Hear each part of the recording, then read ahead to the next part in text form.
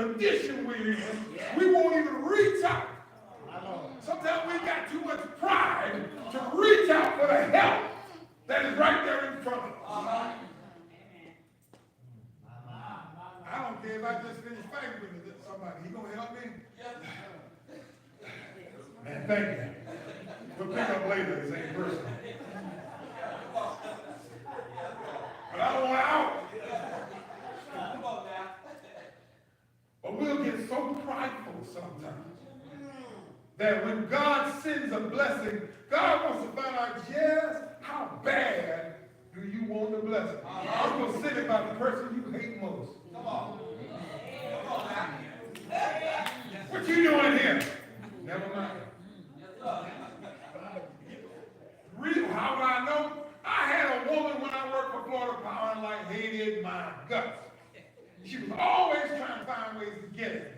I'm sitting at my desk one day.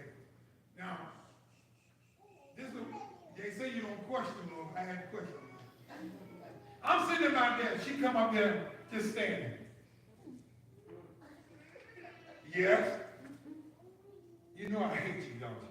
That's what she said. I said, yeah, that ain't no secret. I'm going out for lunch. What you want?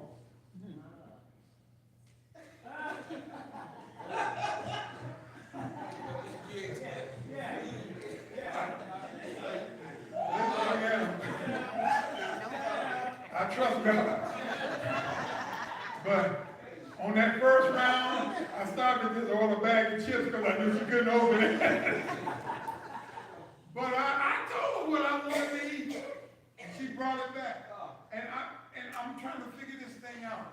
This woman just told me before she asked me, but I didn't realize how God will make it. He said, I will make your enemy your footstool. Yeah. People do stuff for you and don't even know why. But you got to change your condition. Come on. If when you want these things to happen in your life, change your condition, and that comes by obeying what God has said. What God like. So I thank God, and I'm gonna finish with this. I thank God that Jesus had to equal. I had to write this thing. Jesus knows all about our condition. No matter what it is, where you came from, what the lifestyle may be, what you had to put aside, what you had to go through, he knows your condition.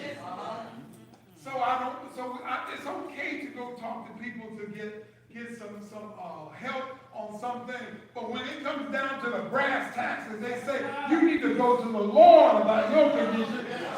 See, God is the only one that has the blueprints on these bodies. He knows about your spirit, about your body, and about your soul. Yeah, they don't show up on x-rays.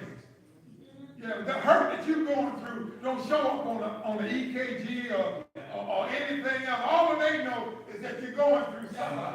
Everything man has reads the physical condition. But God has a spirit. He goes down and he reads the spiritual condition of it. Yeah.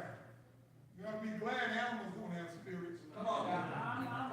Well, no, excuse me. You ought to be glad animals don't have souls. Because if they did, Jesus said, y'all don't want to cry out. Come on now. Come on. Then I'll get rocks to do it. And we know rocks ain't got no spirit that we know of, nor a soul. But if animals had a soul, I can see the robin and the sparrow getting up in the morning shouting his name because he's provided another worm, another meal, whatever it is for them. I can see these animals just praising God because they made it through another winter, made it through another storm. But then we have the nerve, the audacity to want to blame God, and something must be wrong because he didn't come through when we thought he should come through.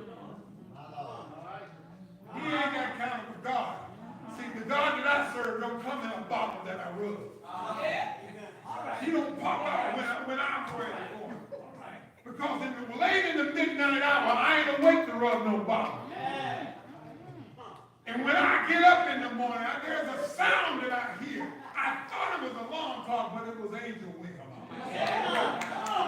The night shift is changing.